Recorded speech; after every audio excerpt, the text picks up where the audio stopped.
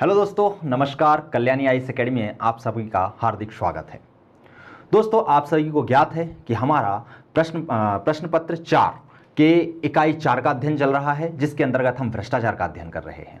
भ्रष्टाचार के अध्ययन के अंतर्गत हम लोगों ने किस किस का अध्ययन कर लिया है। सबसे पहले हमने भ्रष्टाचार का अर्थ समझा, भ्रष्टाचार की परिभाषा को जाना, परिभाषा के बाद इसके प्रकार, इसके कारण, इससे क्या समाज पर और व्यक्ति पर प्रभाव पड़ते हैं, उसका अध्ययन किया। और साथ ही साथ हमने इस विषय का भी अध्ययन किया कि सरकार ने कौन कौन से कानून बनाए हैं या कौन कौन से संस्थानों का निर्माण किया है जो भ्रष्टाचार पर लगाम लगा रहे हैं या भ्रष्टाचार को कम कर रहे हैं। इस वीडियो के अंतर्गत हम विसिल ब्लोअर की भूमिका के साथ साथ परिवार की, समाज की और मीडिया की भूमिका का अध्ययन करेंगे और साथ ही साथ हम नवीन उपायों को खोजने का प्रयास करेंगे कि आखिर ऐसी कौन सी नवीन पहलें हैं जिनको किया जाए और उनके करने से भ्रष्टाचार में कमी हो। चलिए हम स्टार्ट करते हैं। सबसे पहले भ्रष्टाचार विसिल ब्लोअर की भूमिका या विसिल ब्लोअर को। तो सबसे पहले मन में प्रश्न यही आता है कि विसिल ब्लोअर क्या होता है।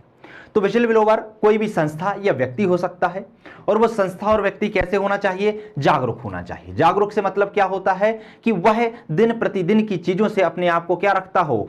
जागरूक रखता हो, उनसे परिचित होता हो, उसे पता हो कि समाज में क्या चल रहा है, किस तरीके के कानून हैं, कौन सी योजनाएं हमारे लिए लाई गई हैं और उनका कार्यान्वयन कहां तक हो पाया है। जब वह जागरूक रहेगा तभी उसे पता चलेगा कि हमारे अधिकारों का कितना हनन हो रहा है या हमें कितने अधिकार प्रदान किए गए हैं। तो यह कोई भी संस्था या व्यक्ति हो सकता है जो सरकारी और गैर सरकारी संगठनों में व्याप्त भ्रष्टाचार को उजागर करने का या उनका भांडा फोड़ने का कार्य करता है। क्या करता है? उनको उजागर करता है या उनका भांडा फोड़ करता है। तो वो व्यक्ति या वो संस्था क्या कहलाएगा? विसिल ब्लोअर कहलाएगा।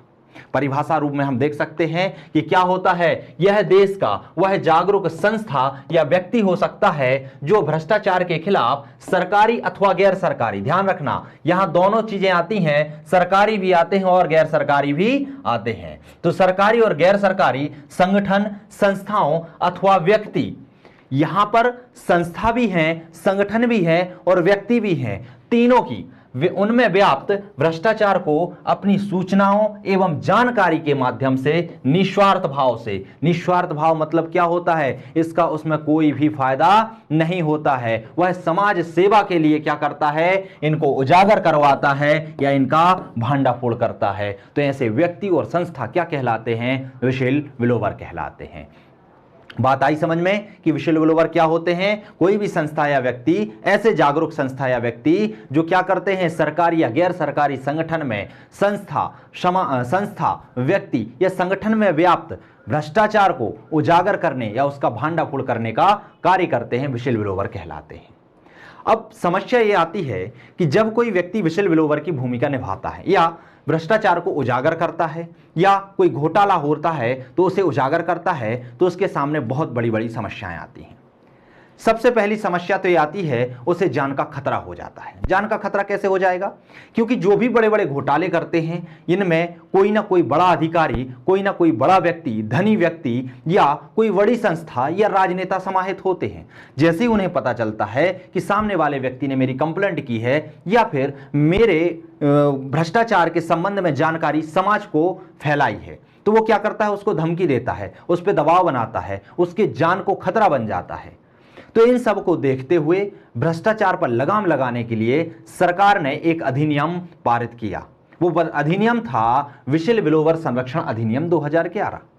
विसिल ब्लोअर संरक्षण अधिनियम 2011 लाने का मुख्य मकसद था कि जो विसिल ब्लोअर व्यक्ति है, जो भांडाफोड़ कर रहा है भ्रष्टाचार का या जो भ्रष्टाचार की जानकारी विभिन्न संस्थाओं के माध्यम से लोगों तक पहुंचा रहा है और भ्रष्टाचार को कम करने की कोशिश कर रहा है, उसे कानूनी संरक्षण दिया जाए। ये कानूनी संरक्षण तो देता है, साथ ही साथ कुछ ऐसे प्रावधान भी लाता है जिससे जो ईमानदार अधिकारी होते हैं उनको कोई समस्या उत्पन्न ना हो। क्योंकि बहुत सारे लोग ऐसे होते हैं कि ईमानदार अफसर को भी परेशान करने के लिए बार बार उसके भ्रष्टाचार करने की सूचनाएं उजागर करते हैं। तो इसमें गलत सूचनाएं उजागर करने वाले के लिए भी सजा का प्रावधान किया गया है। तो हम समझने का प्रयास करते हैं कि विसिल ब्लोअर संरक्षण अधिनियम 2011 क्या है, कब आया है, किसके उद्देश्य क्या हैं और इसकी विशेषताएं क्या हैं। हम देखते हैं विशिल ब्लोवर अधिनियम को, जब यह अधिनियम है, एक्ट है, तो इसमें कुछ अध्याय भी होंगे और कुछ धाराएं भी होंगी। तो इसमें कितने अध्याय हैं? 6 अध्याय हैं और 31 धाराएं समाहित हैं। समझ रहे हैं आप? तो विशिल ब्लोवर अधिनियम, पूरा नाम क्या है इसका? विशिल ब्लोवर संरक्षण अधिनियम 2011, जिसमें 6 अध्याय हैं और 31 धाराएं हैं। यह कानून क्या करता है? भ्रष्टाचार पर लगाम कसने के लिए, लगाम कसने का कार्य करता है। भ्रष्टाचार पर क्या करता है? लगाम कसने का कार्य करता है। और इसके साथ ही साथ यह सूचना के अधिकार का क्या है? पूरक है। कैसे है? तो हम समझने का प्रयास करते हैं।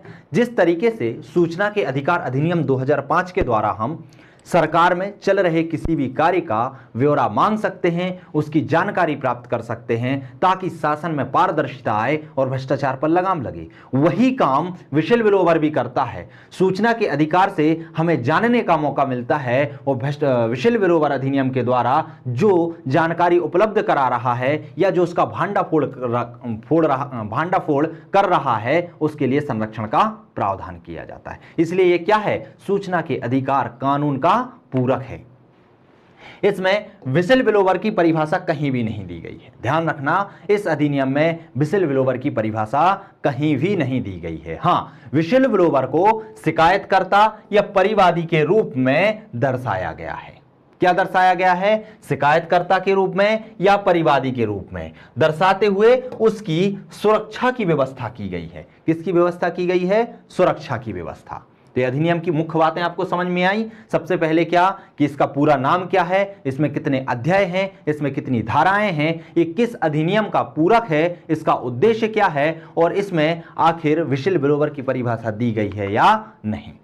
आइए हम इसके कुछ प्रावधान को जानने का प्रयास करते हैं या इसकी विशेषताओं को जानने का प्रयास करते हैं। ध्यान रखना, यदि आपसे प्रश्न सीधा सीधा पूछा जाता है कि विशिल ब्लोवर संरक्षण अधिनियम के प्रावधान लिखिए, तब भी आपको वही पॉइंट लिखने हैं, और यदि आपको विशेषताएं पूछी जाती हैं तब भी आपको वही बिंदु पॉइंट लिखने हैं। सबसे पहले पॉइंट क्या कहता है कि इस कानून में जहां भ्रष्टाचार की जानकारी देने वाले व्यक्ति के लिए सुरक्षा प्रदान की गई है, वहीं पर जो व्यक्ति फर्जी या गलत शिकायत करता है उसके लिए किसका प्रावधान किया गया है? दंड का प्रावधान किया गया है। अब यह क्यों समाहित किया गया है? तो इसमें क्या होता है कि कभी कभी कुछ लोग ईमानदार अफसरों को क्या करते हैं? परेशान करने का काम करते हैं।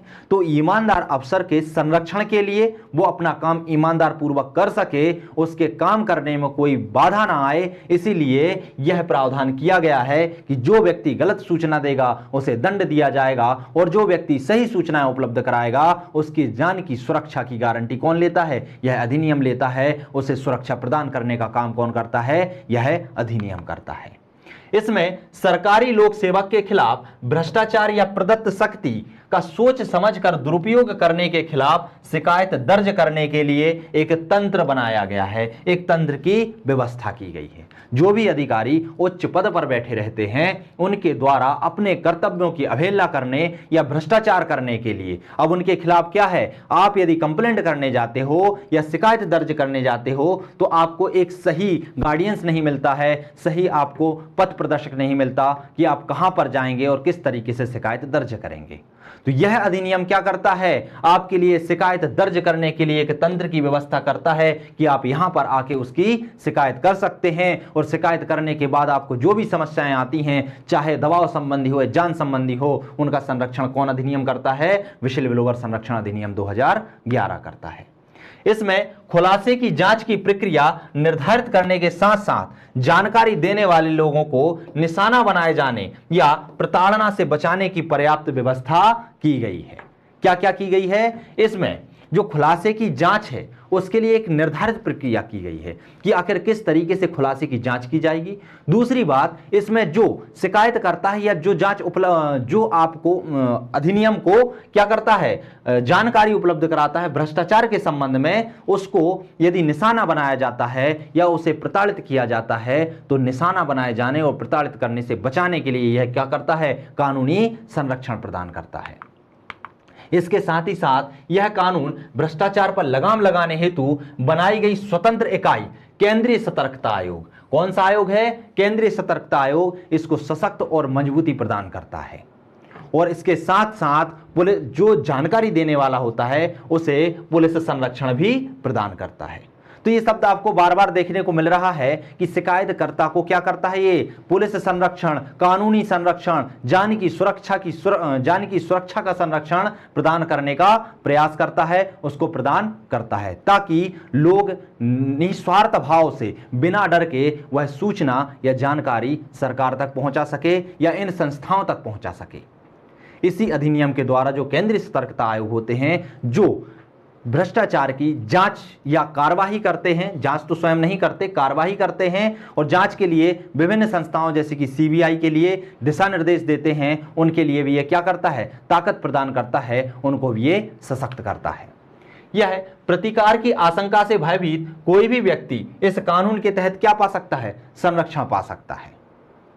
प्रतिकार की आशंका क्या होती है, बदले की भावना। यदि व्यक्ति ने किसी का भ्रष्टाचार उजागर किया है, अब सामने वाला व्यक्ति यदि प्रतिकार की भावना से उसका नुकसान करना चाहे तो वह नुकसान से बचाने का कार्य कौन करता है, यह अधिनियम करता है। इस कानून के अंतर्गत पारित आदेशों के विरुद्ध उच्च न्यायालय में अपील की जा सकती है। अब बात आती है कि यदि कोई व्यक्ति है, उसने भ्रष्टाचार को उजागर किया है या भ्रष्टाचार की सूचना प्रदान की है, लेकिन सामने वाले व्यक्ति ने भ्रष्टाचार नहीं किया और इस अधिनियम के द्वारा उस पर कार्रवाई होती है, जांच होती है और विशिल ब्लोवर को जो विशिल ब्लोवर होता है उसे संरक्षण मिलता है।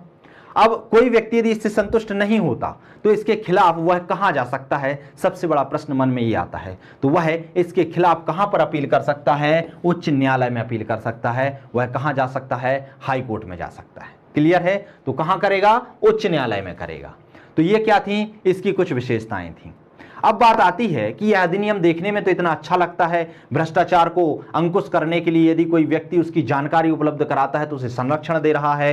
दूसरी बात, यदि कोई व्यक्ति गलत सूचना दे रहा है तो उसको सजा का प्रावधान कर रहा है। तीसरा, यह जो बहुत सारे संस्थान हैं जो भ्रष्टाचार पर अंकुश लगाते हैं उन्हें भी शक्ति प्रदान कर रहा है। तो हमें यह अधिनियम बहुत अच्छा दिखाई देता है। ऐसा लगता है कि इस अधिनियम के आ जाने से तो भ्रष्टाचार खत्म ही हो जाएगा, लेकिन नहीं दोस्तों, इसमें भी बहुत सारी चुनौतियां हैं। सबसे पहली चुनौती ही तो है कि यह अधिनियम तो बन गया है लेकिन यह अभी तक लागू नहीं हुआ है। अब लागू क्यों नहीं हुआ, तो उसके पीछे सबसे बड़ा कारण है राजनीतिक इच्छा शक्ति का अभाव। क्योंकि सबसे बड़े बड़े घोटाले जो होते हैं, जो भ्रष्टाचार होता है उच्च लेवल पर, वो किसके द्वारा किया जाता है, या तो बड़े बड़े अधिकारियों के द्वारा किया जाता है या राजनेताओं के द्वारा किया जाता है।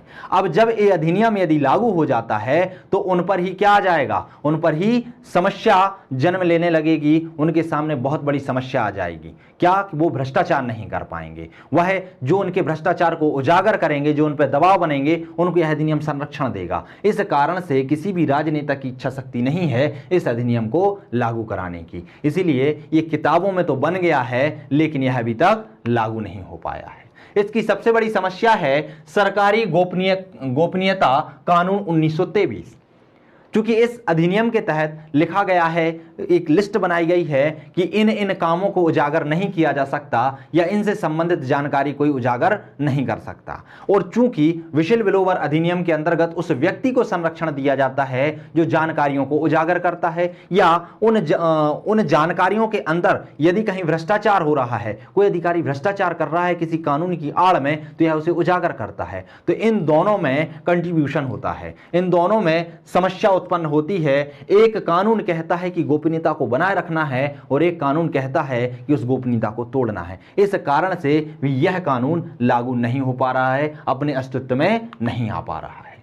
इस अधिनियम की सबसे बड़ी समस्या है कि यह अधिनियम एक जगह तो संरक्षण प्रदान करता है तो दूसरी जगह सजा का प्रावधान करता है। अर्थात जो व्यक्ति भ्रष्टाचार को उजागर करता है, सही मार्गदर्शक देता है, तो उसे संरक्षण प्रदान करता है। वहीं गलत सूचना को प्रोत्साहित करने के लिए या गलत सूचना को प्रदान करने के लिए यह क्या करता है, यदि कोई व्यक्ति गलत सूचना प्रदान करता है तो उसे सजा का प्रावधान करता है।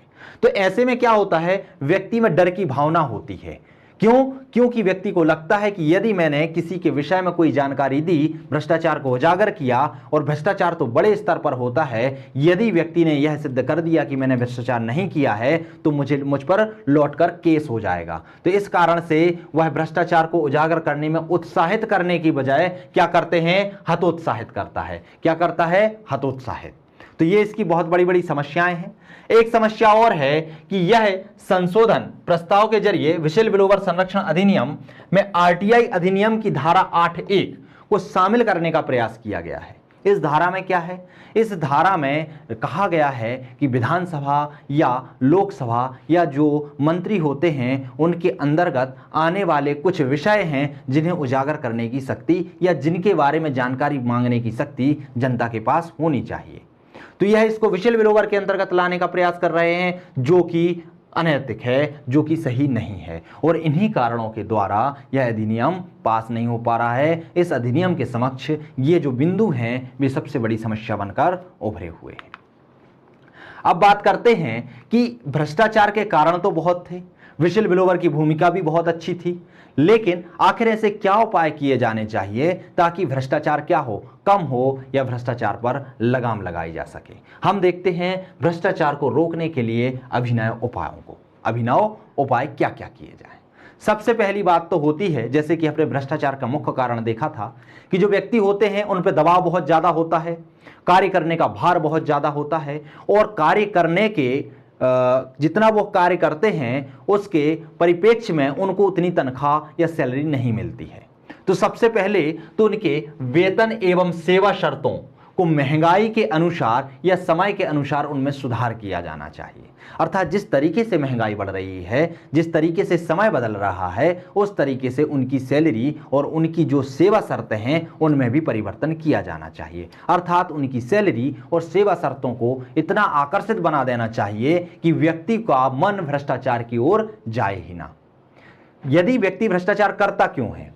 व्यक्ति भ्रष्टाचार इसलिए करता है क्योंकि उसको पर्याप्त सैलरी नहीं मिलती।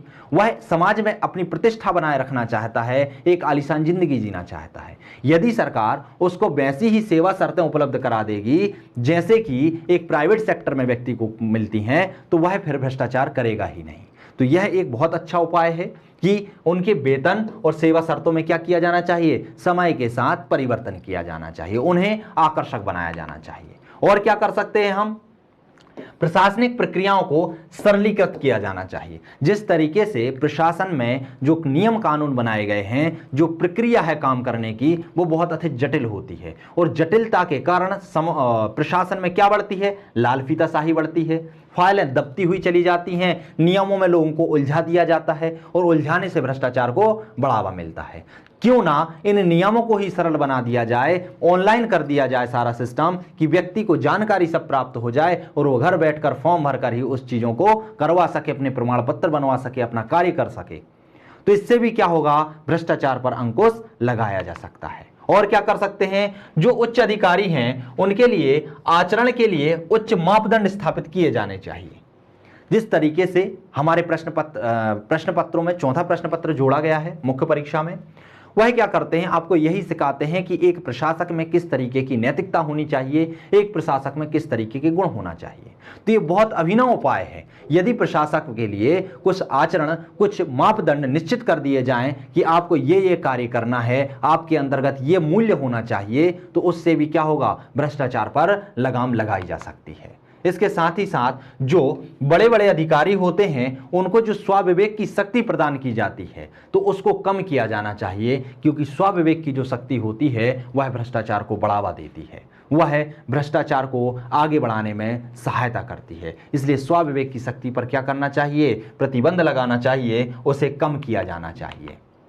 और क्या कर सकते हैं, जनता को भ्रष्टाचार के दुष्प्रभावों के प्रति जागरूक कर भ्रष्टाचार ना करने तथा भ्रष्टाचारियों को सहन ना करने के लिए एकजुट करना चाहिए, उन्हें जनमत जुटाना चाहिए। सबसे पहले जनता को जागरूक करिए, जनता को जागरूक कर कर उनके अंदर ऐसी भावनाओं को समाहित करना चाहिए कि वह व्यक्ति ना तो भ्रष्टाचार करे और ना ही भ्रष्टाचार को बढ़ावा दे और ना ही भ्रष्टाचार को करने दे। यदि ये भावना व्यक्ति के अंदर आ जाती है और सभी लोग एक साथ हो जाते हैं, सभी लोग एक साथ होने की बात इसलिए है क्योंकि यदि किसी एक व्यक्ति के मन में आता है कि नहीं, मुझे भ्रष्टाचार ना करना है, ना करने देना है, तो वह क्या हो जाएगा, परेशान हो जाएगा। क्योंकि यह सिस्टम में भ्रष्टाचार ऐसे जाल की तरह बुन चुका है कि एक व्यक्ति के बस की बात ये नहीं रह गई है। इसके लिए हमें जनता का एकजुट होना बहुत जरूरी हो जाएगा, जनता को एकजुट करना बहुत जरूरी हो जाएगा। जब तक कि सारा समाज अपने अंदर इन प्रतिमानों को नहीं बना लेता है कि हमें भ्रष्टाचार को कम करना है, भ्रष्टाचारियों को स्वीकार नहीं करना है, तब तक भ्रष्टाचार को कम नहीं किया जा सकता है। क्योंकि भ्रष्टाचार समाज की रग रग में बस चुका है। तो क्या करना चाहिए, जनता को भ्रष्टाचार के संबंध में जागरूक करना चाहिए, उसकी हानियों से अवगत कराना चाहिए और उसे खत्म करने के लिए क्या क्या नियम हैं, क्या क्या कानून हैं, क्या क्या कानून बनाए गए हैं, सरकार ने क्या प्रयास किए हैं और हम क्या काम कर सकते हैं, इन सब से उनको जागरूक कराकर एक जनमत जुटाना चाहिए। इसके साथ ही और क्या किया जा सकता है, तो सार्वजनिक एवं व्यक्तिगत जीवन में नैतिक मूल्यों को बढ़ावा देना चाहिए। जब व्यक्ति के अंदर नैतिक मूल्य आ जाएंगे, नैतिक मूल्य से अंतर्गत ऐसे मूल्य जो उसे उचित और अनुचित के मध्य अंतर करना सिखाते हैं, वह मूल्य जब उसे आ जाएंगे तो वह भ्रष्टाचार को नकार देगा, वो भ्रष्टाचार को एक सामाजिक बुराई के रूप में स्वीकार करेगा। और जब भ्रष्टाचार एक सामाजिक बुराई के रूप में आ जाएगा तो वह समाज से बहुत जल्दी ही हट जाएगा, बहुत जल्दी ही समाप्त हो जाएगा। एक इसके लिए एक बात और है, नैतिक जीवन के लिए एक नोलन समिति बनाई गई थी ब्रिटेन में, जिन्होंने 7 सिद्धांत दिए थे कि हर व्यक्ति के अंदर ये 7 सिद्धांत यदि समाहित हो जाते हैं, हर प्रशासक के अंदर यदि ये 7 सिद्धांत समाहित हो जाते हैं या वो अपना कार्य इन 7 सिद्धांतों के आधार पर करता है, तो उनमें नैतिक मूल्यों का समावेशन हो जाएगा और वह भ्रष्टाचार पर अंकुश लगा सकता है। क्या कौन कौन से हैं? एक है निस्वार्थ। निस्वार्थ भावना क्या होती है कि कोई भी व्यक्ति कोई कार्य करता है तो वह उसमें अपना लाभ ना देखे, बिना स्वार्थ के वो कार्य करे, उसे कहा जाता है निस्वार्थ की भावना। यदि व्यक्ति निस्वार्थ की भावना से कार्य करेगा तो उसे कहा जाता है परोपकार करना। क्या कहा जाता है? परोपकार करना। और इससे समाज की भलाई होगी और समाज की भलाई के साथ साथ वह स्वयं की भी भलाई करेगा और इससे भ्रष्टाचार क्या हो जाएगा? कम हो जाएगा। दूसरा देते हैं सत्यनिष्ठा। सत्यनिष्ठा का मतलब क्या होता है? जो आपकी मनोवृत्ति है, जो आपके विचार हैं, उसी के आधार पर आप कार्य करते हैं, वह कहलाती है सत्यनिष्ठा। आप अपने विचार, अपनी मनोवृत्ति के आधार पर अपने व्यवहार करते हैं। अर्थात यदि आपके अंदर नैतिक मूल्यों का समावेशन है और उन नैतिक मूल्यों के समावेशन के आधार पर ही आप कार्य करते हैं, तो यह कहलाएगा सत्यनिष्ठा। और आप सत्यनिष्ठा के तहत कार्य करते हैं, आपके अंतर्गत बहुत अच्छे मूल्य हैं, आपके अंदर ईमानदारी है, आपके अंदर सत्य बोलने की बात है, तो इन चीजों से भ्रष्टाचार पर कहीं ना कहीं अंकुश जरूर लगेगा। यदि आपने अपने अंदर धारण कर लिया कि मुझे भ्रष्टाचार नहीं करना है और वही धारणा यदि आपके व्यवहार में आ जाती है, तो वही सत्यनिष्ठा के आधार पर जागरूक होती है। अगला है वस्तुनिष्ठता। वस्तुनिष्ठता क्या होती है? वस्तुनिष्ठता होती है बहुत सारे विकल्पों में से कोई एक विकल्प चुन लेना, और वह एक विकल्प जो आप चुनते हैं वो किस आधार पर चुनते हैं? वह तथ्यों के आधार पर चुनते हैं। अर्थात कोई भी निर्णय तथ्यों के आधार पर लेना क्या हो जाएगा? वस्तुनिष्ठता हो जाती है। इसके बाद उत्तरदायित्व की भावना। उत्तरदायित्व की भावना के अंतर्गत ये कहते हैं कि कोई भी व्यक्ति यदि कोई कार्य संभालता है या किसी पद पर पदस्थ होता है तो उसके पास कुछ दायित्व होते हैं और उस दायित्व को उसे ईमानदार पूर्वक निभाना चाहिए। वही होता है उत्तरदायित्व की भावना। और क्या है? खुलापन। खुलापन से अर्थ ये होता है पारदर्शिता। जैसे कि आप जो भी कार्य करते हैं वह समाज के सामने पारदर्शी होना चाहिए, उसकी जानकारी सभी को उपलब्ध करानी चाहिए, इसमें गोपनीयता का भाव नहीं होना चाहिए। और सबसे बड़ी बात है ईमानदारी। आप अपने प्रति, समाज के प्रति और राष्ट्र के प्रति ईमानदार रहिए। तो ये जो 7 सिद्धांत हैं जिसमें निस्वार्थ, सत्यनिष्ठा, वस्तुनिष्ठता, उत्तरदायित्व की भावना, खुलापन और ईमानदारी है, यदि इनको समाहित कर लिया जाता है, यदि एक प्रशासक के अंदर ये मूल्य होते हैं तो वह भ्रष्टाचार पर अंकुश लगाने के लिए क्या करते हैं? बहुत महत्वपूर्ण भूमिका निभाते हैं। सभी विभागों के लिए नीतिगत संहिता और आचरण संहिताओं का निर्माण किया जाना चाहिए। उनके लिए बताना चाहिए, एक रूल बुक होनी चाहिए कि आपको ये कार्य करना है। इस नियम के तहत करना है, जैसे कि आचरण संहिता है, नीतिक संहिता है। आचरण संहिता और नैतिक संहिता के माध्यम से उनके कार्य निर्धारित करके उसे कड़ाई से पालन करना सुनिश्चित किया जाना चाहिए। यदि उन पर सख्ती बरती जाएगी, नैतिक संहिता का पालन सही तरीके से होगा, तो उससे भी भ्रष्टाचार पर अंकुश लगाया जा सकता है और समाज को एक शुद्ध समाज के रूप में आगे बढ़ाया जा सकता है। गोपनीयता की संस्कृति के स्थान पर पारदर्शिता की संस्कृति का विकास करना चाहिए। अर्थात जो सरकारी अधिकारी गोपनीयता को बनाए रखना चाहते हैं, गोपनीयता की आड़ में भ्रष्टाचार करना चाहते हैं, उस गोपनीयता को खत्म कर जो सूचना के अधिकार अधिनियम के तहत पारदर्शिता की भावना जन्म ले रही है, समाज को जागरूक कर जो पारदर्शिता फैलाई जा रही है, उसकी भावनाओं को बढ़ाना चाहिए, पारदर्शिता का विकास करना चाहिए। इसके साथ ही साथ विकेंद्रीकरण तथा शासन में लोगों की सहभागिता को बढ़ाना चाहिए। जो शक्ति है वो किसी एक व्यक्ति के हाथ में ना देकर उस शक्ति का क्या कर देना चाहिए, विकेंद्रीकरण कर देना चाहिए, बहुत सारे लोगों के हाथों में उसे वितरित कर देना चाहिए।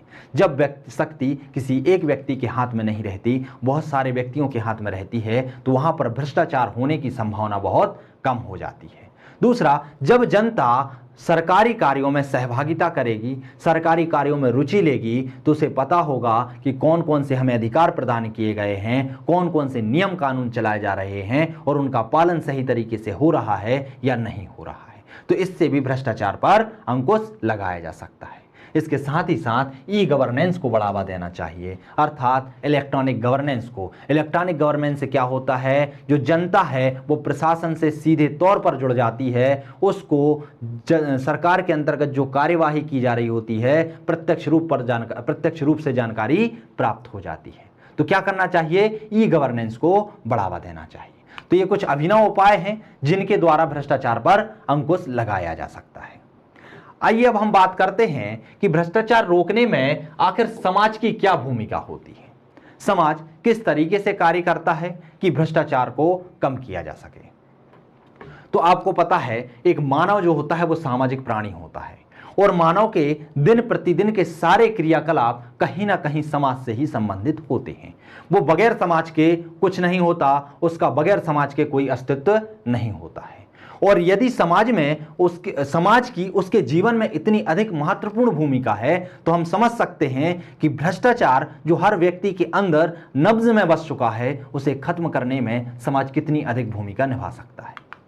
तो हम देखते हैं किस तरीके से भ्रष्टाचार को कम करने में समाज भूमिका निभाता है।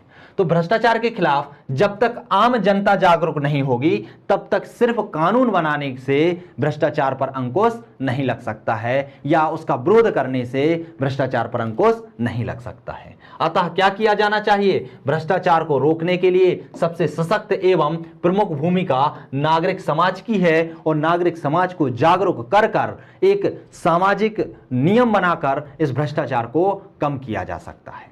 और इसके लिए हमें समाज को क्या करना पड़ेगा, जागरूक करना पड़ेगा, उसे भ्रष्टाचार के विषय में समझाना पड़ेगा। जो स्वीकृति भ्रष्टाचार की समाज में बन चुकी है उसे हटाकर एक सामाजिक बुराई के रूप में उसे समाज के सामने रखना होगा। जब तक भ्रष्टाचार सामाजिक बुराई के रूप में नहीं उभरेगा, तब तक वह समाज से नहीं हट सकता है। तो आखिर समाज की क्या क्या भूमिका होती है, कुछ पॉइंटों में हम देखने का प्रयास करते हैं। एक सुदृढ़ और सतर्क सिविल समाज भ्रष्टाचार पर क्या करता है, प्रभावी निगरानी रख सकता है। जब समाज जागरूक होगा और वह समाज देखता है कि हमारे यहाँ जो कार्य चल रहे हैं वो किस तरीके से चल रहे हैं, यदि उसमें कहीं भी अनियमितता पाई जाती है तो समाज क्या कर सकता है, यदि जागरूक है तो वह उस पर प्रभावी नियंत्रण या निगरानी रख सकता है। वह देख सकता है कि अनियमितताएं कहां पर हो रही हैं और किस तरीके से हो रही हैं, और उसके साथ ही साथ यह लोगों को अवगत करा सकता है कि अनियमितताएं हैं और इन्हें हमें खत्म करना चाहिए। इसके लिए सबसे बेहतर उदाहरण जापान का ले सकते हैं हम, क्योंकि जापान में क्या होता है कि यदि कोई व्यक्ति भ्रष्टाचार करता है तो सामाजिक तौर पर उसका बहिष्कार कर दिया जाता है। यदि कोई व्यक्ति अनियमितता करता है, अपने कानूनों का पालन नहीं करता है, समाज में एक कुप्रथाओं के रूप में चलने लगता है, तो उसे समाज से बहिष्कृत कर दिया जाता है, उसे वहां से हटा दिया जाता है।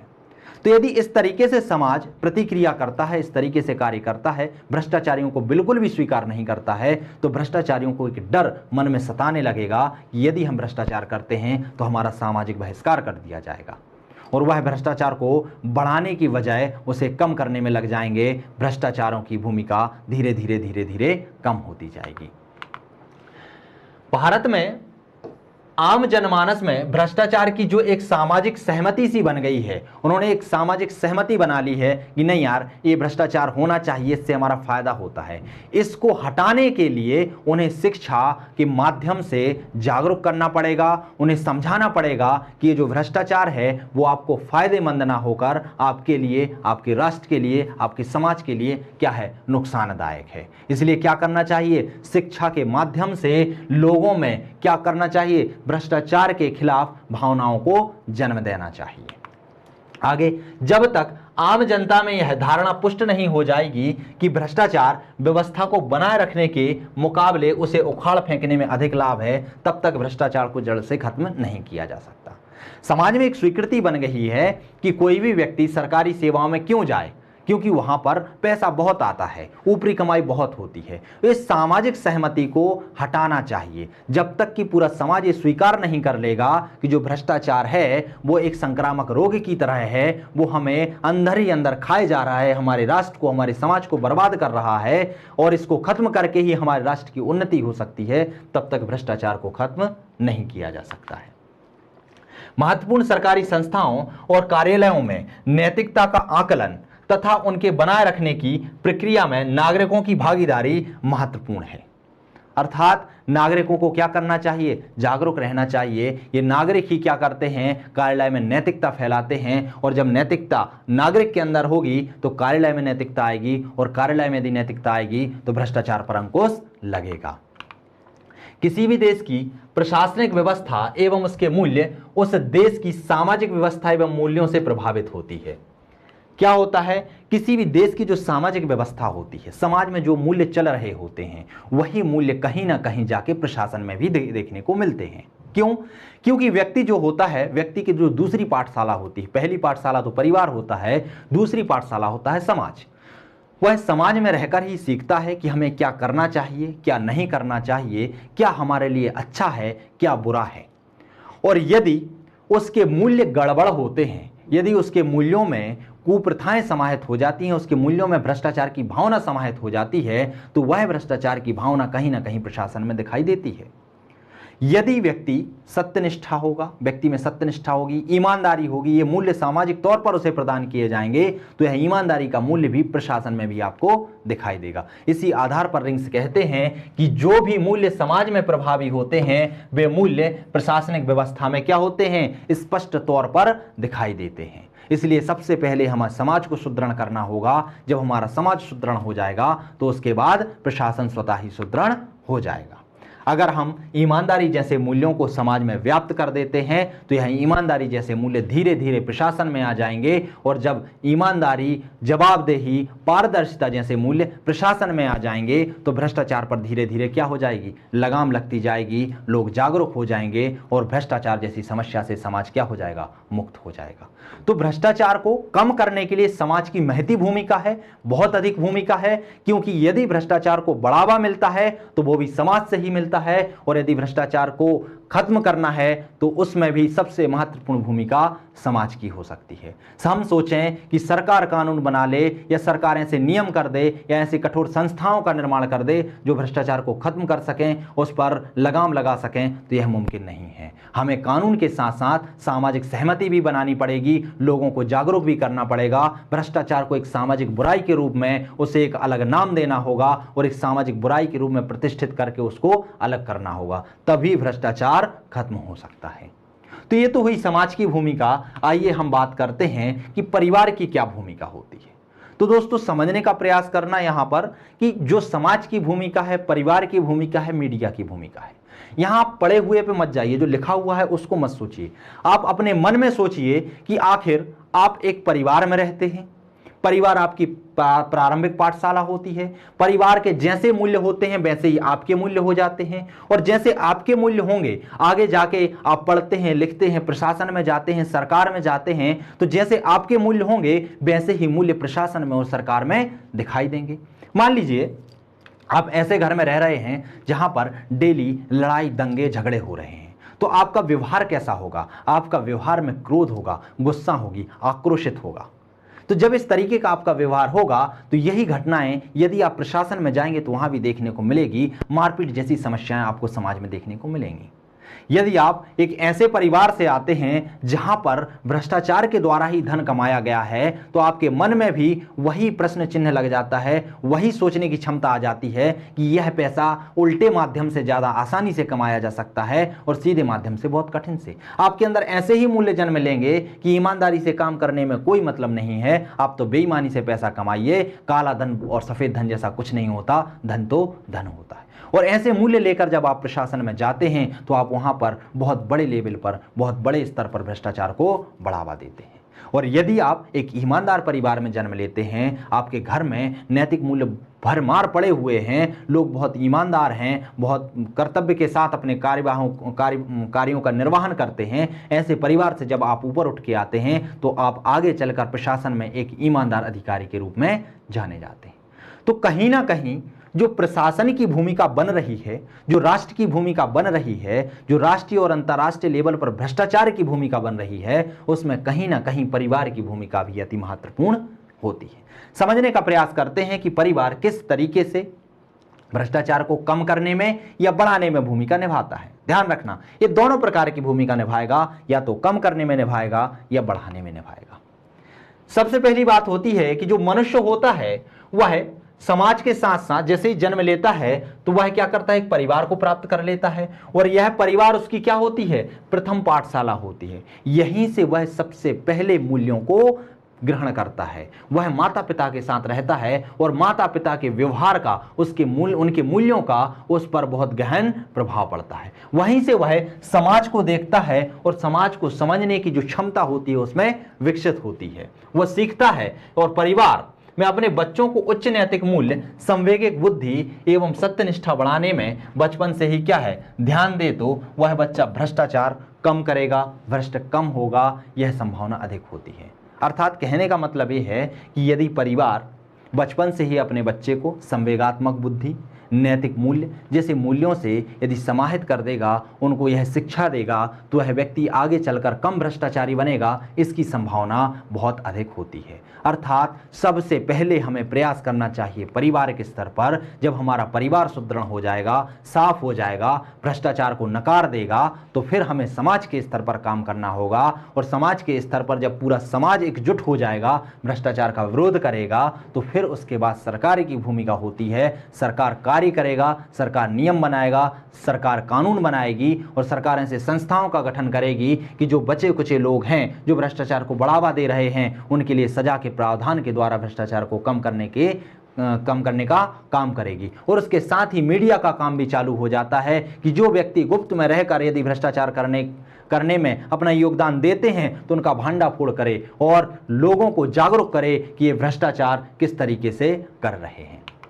आगे देखते हैं, यदि संस्कारवान परिवार होगा तो बच्चे में भी नैतिकता के उच्च मूल्य बचपन से ही रोपित हो जाएंगे और ऐसी नैतिकता व्यक्ति को आजीवन अनैतिकता से बचाती है। वही बात हुई जो मैंने अभी समझाई है कि यदि परिवार में नैतिक गुण प्रदान किए जाएंगे तो वह व्यक्ति जीवन भर कैसा रहेगा, नैतिक रहेगा और अनैतिक होने से बचा रहेगा और भ्रष्टाचार को आगे बढ़ने से रोकेगा। यदि परिवार अपने घर के सदस्यों से, दूसरा पॉइंट यदि हम देखें कि यदि परिवार अपने घर के सदस्यों से यदि वह अनैतिक तरीके से या भ्रष्टाचार के माध्यम से कोई संसाधन एकजुट करके लाते हैं, उसे प्राप्त करने से या उसे स्वीकार करने से इनकार कर देते हैं, तो उससे भी क्या होता है, भ्रष्टाचार पर अंकुश लगाया जा सकता है।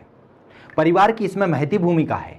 क्या होता है कि व्यक्ति जो होता है उसका पहला कर्तव्य होता है अपने परिवार को सुखी समृद्ध जीवन प्रदान कराना। अब जब वह अधिकारी बन जाता है तो अधिकारी बनने के साथ उसका काम क्या होता है कि हमारे परिवार को जितने भी सुख सुविधाएं हैं, जितने भी ऐशो आराम हैं, वो सब हम उपलब्ध कराएं। और उसके लिए वह तनख्वाह को कम समझता है, सैलरी को कम समझता है और वह अनैतिक तरीकों को स्वीकार कर लेता है। वह अनैतिक तरीके से भ्रष्टाचार के माध्यम से धन एकत्रित करने में लग जाता है। और यदि परिवार इसको बढ़ावा देता है कि नहीं नहीं, आप जो कमा के ला रहे हो बहुत अच्छा है, हम तो इसमें खुश हैं, तो इससे भ्रष्टाचार को बहुत अधिक तीव्र गति से बढ़ावा मिलेगा।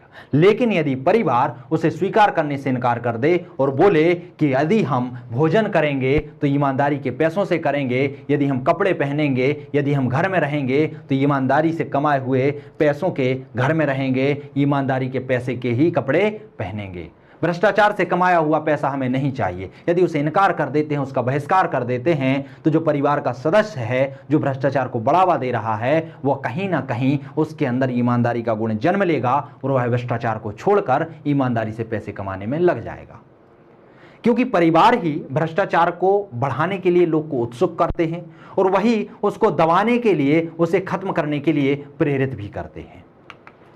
यदि कोई व्यक्ति भ्रष्टाचार करने को बाध्य होता है तो उसके पीछे परिवार की ही भूमिका होती है, और यदि भ्रष्टाचार से मुक्ति के रास्ते पर बढ़ता है तो उसके पीछे जो दबाव होता है उसमें भी परिवार की भूमिका होती है। यदि कोई व्यक्ति पारिवारिक दबाव के बाद भी भ्रष्टाचार करे तो परिवार के सामने एक मौका होता है कि वह उसका बहिष्कार कर दे, और यदि व्यक्ति का बहिष्कार कर दिया जाएगा कि सिर्फ भ्रष्टाचार के कारण उसका बहिष्कार हो गया है, उसे पता चलेगा कि इस भ्रष्टाचार के कारण मेरे परिवार ने मेरा ही साथ छोड़ दिया है, तो कहीं ना कहीं उसके मन में भ्रष्टाचार को छोड़ने का प्रश्न जरूर जन्म लेगा, वह भ्रष्टाचार से दूरी बनाने लगेगा। तो परिवार के साथ, परिवार के पास बहुत सारे विकल्प होते हैं। परिवार ही वो साधन है जो भ्रष्टाचार को बढ़ावा देता है, जो व्यक्ति के अंदर भ्रष्टाचार के अवगुणों को लाता है, और परिवार ही वह साधन है जो व्यक्ति के अंदर से भ्रष्टाचार जैसे अवगुणों को निकालने में सहायक होता है और समाज में भ्रष्टाचार को कम करने के लिए, व्यक्ति को ईमानदार बनाने के लिए बढ़ावा देता है। इसलिए परिवार के पास जो विकल्प हैं उन्हें अपनाना चाहिए, और यदि वह इन विकल्पों के आधार पर चलता है, वह भ्रष्टाचार को स्वीकार नहीं करता, अधिकारी से बोलता है, अपने परिवार के सदस्य से बोलता है कि आप जो भी कार्य करो ईमानदारी से करो, हम ईमानदारी की ही रोटी खाएंगे, तो वह भ्रष्टाचार पर अंकुश लगाने में अपनी महती भूमिका निभाएंगे। आइए हम देखते हैं कि भ्रष्टाचार को रोकने में आखिर मीडिया की भूमिका कैसे है। तो मीडिया किस तरीके से भ्रष्टाचार को अंकुश लगा सकती है। तो मीडिया क्या होता है? जनसंचार का सबसे सशक्त माध्यम होता है। जनसंचार अर्थात क्या होता है? लोगों के मध्य संचार बनाना, लोगों के मध्य सूचनाओं को पहुंचाना, उसका सबसे सशक्त माध्यम होती है मीडिया। और मीडिया के 3 प्रकार होते हैं। कौन कौन से होते हैं? एक होता है प्रिंट मीडिया। प्रिंट मीडिया के अंतर्गत क्या आता है? अखबार आते हैं, पत्र आते हैं, पत्रिकाएं आती हैं, मैगजीन आती हैं। प्रिंट अर्थात प्रिंटेड जो होता है, जो लिखा हुआ होता है। हर व्यक्ति सुबह उठता है, सबसे पहले उसका काम होता है पेपर पढ़ना। पेपर वो क्यों पढ़ता है? पेपर पढ़ता है समाज में चल रही गतिविधियों को जानने के लिए। तो मीडिया की महती भूमिका होती है, यदि वह भ्रष्टाचार के पीछे पड़ जाती है, यदि भ्रष्टाचारियों के पीछे पड़ जाती है और वह अखबार के माध्यम से, पत्र पत्रिकाओं, मैगजीन के माध्यम से भ्रष्टाचार का भांडा फोड़ने लगे, लोगों को जागरूक करने लगे, तो लोगों पर इसका असर बहुत अधिक पड़ता है। क्योंकि व्यक्ति पहले परिवार में रहता है, फिर समाज पर उसका प्रभाव पड़ता है, और फिर यदि सबसे ज्यादा प्रभाव पड़ता है तो मीडिया का पड़ता है। और आज की दुनिया में तो व्यक्ति यदि 24 घंटे व्यक्ति को मिले हैं तो 24 घंटे में से 18 घंटे तो वो मीडिया में ही लगा रहता है, मीडिया के संपर्क में ही रहता है। कहीं वह सुबह उठेगा तो अखबार से उसकी शुरुआत होती है, सुबह से जैसे 10 से 11 बजते हैं तो वह न्यूज चैनल में लग जाता है, और उसके बाद वह सोशल मीडिया में लिप्त हो जाता है। तो कहीं ना कहीं उसकी जिंदगी का एक पार्ट बन चुका है मीडिया। और मीडिया यदि सही तरीके से काम करे तो वह भ्रष्टाचार को कम कर सकती है। जैसे प्रिंट मीडिया एक भाग है, वह अखबार, मैगजीन, पत्र पत्रिकाओं के माध्यम से कार्य करता है। एक भाग होता है सोशल मीडिया। सोशल मीडिया के अंतर्गत फेसबुक, व्हाट्सएप, ट्विटर, लिंक्डइन, ये बहुत सारी वेबसाइट आती हैं, बहुत सारी एप्लीकेशंस होती हैं, जिनके माध्यम से लोग अपनी दैनिक गतिविधियों का संचरण करते हैं, वह जानकारियां प्राप्त करते हैं। अपनी जिंदगी में जो चल रहा होता है उसको इनके माध्यम से समाज को अवगत कराने का प्रयास करते हैं। इसके माध्यम से ही भ्रष्टाचार को भी उजागर किया जा सकता है। छोटी छोटी सूचनाओं को समाज के छोटे छोटे लोगों तक बहुत तीव्र गति से पहुंचाया जा सकता है। एक प्रकार होता है इलेक्ट्रॉनिक मीडिया। इलेक्ट्रॉनिक मीडिया के अंतर्गत टीवी, रेडियो, दूरदर्शन, आकाशवाणी जैसे वेब पोर्टल जैसी चीजें आती हैं। व्यक्ति जब भी थका हारा होता है ऑफिस से घर आता है तो वह अपने सामने किसको देखता है, या तो न्यूज़ सुनेगा रेडियो के माध्यम से या टीवी के माध्यम से, और न्यूज़ों के माध्यम से उसमें जागरूकता का क्या होता है, प्रभाव होता है। वह समाज में चल रही गतिविधियों को जानने का प्रयास करता है। तो इन तीन माध्यम से जनसंचार बनाती है कौन, मीडिया। तो मीडिया के कितने प्रकार होते हैं, तीन होते हैं, एक प्रिंट मीडिया, एक सोशल मीडिया और एक इलेक्ट्रॉनिक मीडिया। अब इन्हीं मीडियाओं के माध्यम से, इन्हीं प्रकारों के माध्यम से वह विभिन्न कार्य कर सकती है जिससे भ्रष्टाचार पर अंकुश लगाया जा सके। समझने के प्रयास करते हैं कि इसकी आखिर भूमिका क्या क्या होती है। मीडिया भ्रष्टाचार को नियंत्रित करने में अत्यंत महत्वपूर्ण भूमिका निभा सकती है। साथ ही साथ भ्रष्टाचार के विरुद्ध जनमत या जन जागरूकता लाने में भी इसकी महत्वपूर्ण भूमिका होती है। जनमत जुटाना मतलब क्या होता है, मीडिया में इतनी पावर होती है, इतनी शक्ति होती है कि वह लोगों की मानसिक जो अवस्था है उसमें परिवर्तन कर सकती है, लोगों को इतना जागरूक कर सकती है, इतना सशक्त कर सकती है कि लोग भ्रष्टाचार के खिलाफ आंदोलन में भी भाग ले लें। तो मीडिया यदि सही तरीके से कार्य करती है तो वह जनमत को जुटा सकती है भ्रष्टाचार के विरोध करने में, वह लोगों में जागरूकता पैदा कर सकती है, लोगों को बता सकती है कि भ्रष्टाचार से क्या क्या नुकसान होते हैं और भ्रष्टाचारियों के द्वारा देश को क्या क्या नुकसान हो रहे हैं और आपको क्या नुकसान होते हैं, और आपके लिए कौन कौन से अधिकार प्रदान किए गए हैं ताकि आप इनका विरोध कर सकें, या इनको कम करने के लिए कौन कौन से अधिनियम बनाए गए हैं। तो इन सभी से बहुत अच्छे तरीके से अवगत करा सकती है मीडिया।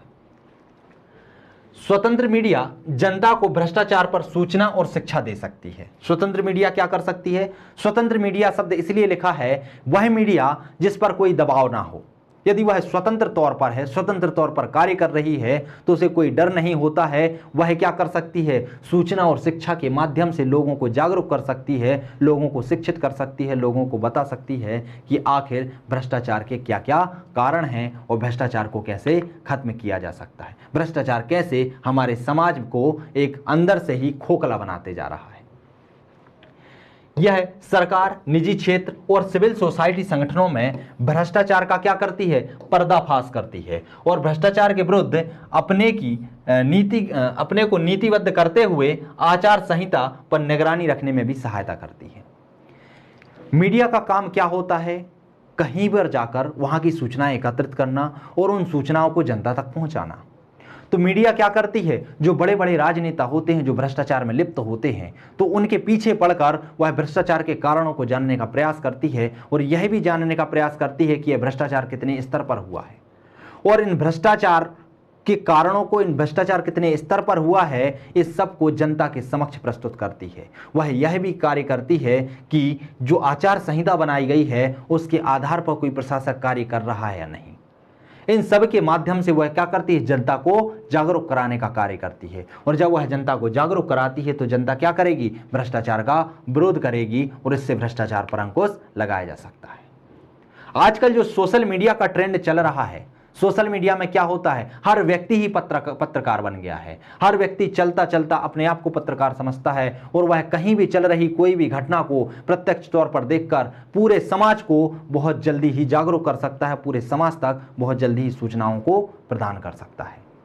तो इसका भी बहुत अच्छा फायदा होता है, जैसे कि मोबाइल है, सोशल मीडिया है। आप कहीं कोई सरकारी कार्यालय में जाते हैं, आप कार्य कराते हैं और वहाँ का बाबू यदि आपसे पैसे मांगता है, आप वीडियो क्लिप में यदि उसकी वीडियो बना लेते हैं कि ये भ्रष्टाचार कर रहा है, पैसे मांग रहा है, आप लोक आयुक्त को वह सूचना फॉरवर्ड कर देते हैं, तो लोक आयुक्त भी बहुत तीव्र गति से कार्य करता है उस भ्रष्टाचारी को पकड़ने के लिए। तो यदि व्यक्ति इतना जागरूक हो जाए, इतना समझदार बन जाए कि इस मीडिया का कैसे उपयोग करना है, तो वह भ्रष्टाचार पर बहुत तीव्र गति से अंकुश लगा सकता है।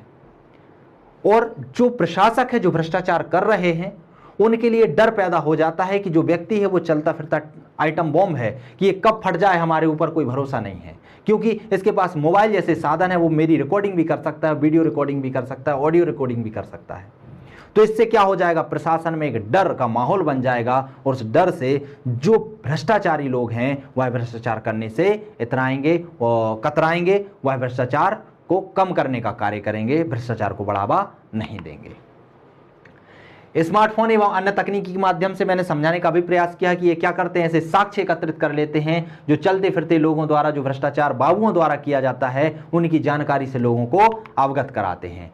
भ्रष्टाचार को घृणित बताकर उसकी निंदा करने एवं उसकी सामाजिक अस्वीकारिता को बढ़ाने में मीडिया की महत्वपूर्ण भूमिका होती है। मीडिया ही वह साधन है जो लोगों की मानसिक अवस्था को समझता है, उसके मानसिक अवस्था को परिवर्तित करने का प्रयास करता है।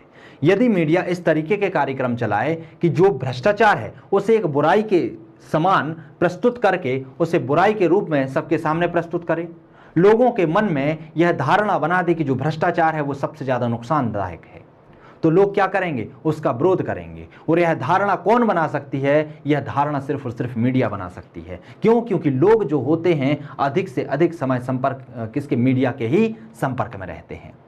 यह भ्रष्टाचार निरोध कानून के संबंध में जनता को जानकारी प्रदान करती है कि कौन कौन से आखिर कानून बनाए गए हैं जो भ्रष्टाचार पर अंकुश लगाते हैं।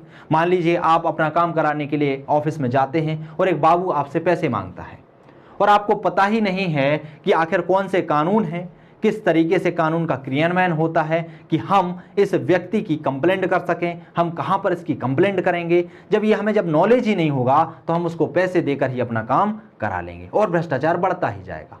मीडिया ही वह साधन होती है जो हर व्यक्ति को जागरूक कराती है कि यदि आपके साथ भ्रष्टाचार हो रहा है, आपसे पैसे की मांग की जा रही है, तो आपको यदि इसकी शिकायत दर्ज करनी है तो कहां करनी है, आपको कौन कौन से अधिकार प्रदान किए गए हैं, भ्रष्टाचार पर अंकुश लगाने के लिए कौन कौन से अधिनियम बनाए गए हैं। तो यह काम ही कौन करती है, यह काम मीडिया करती है।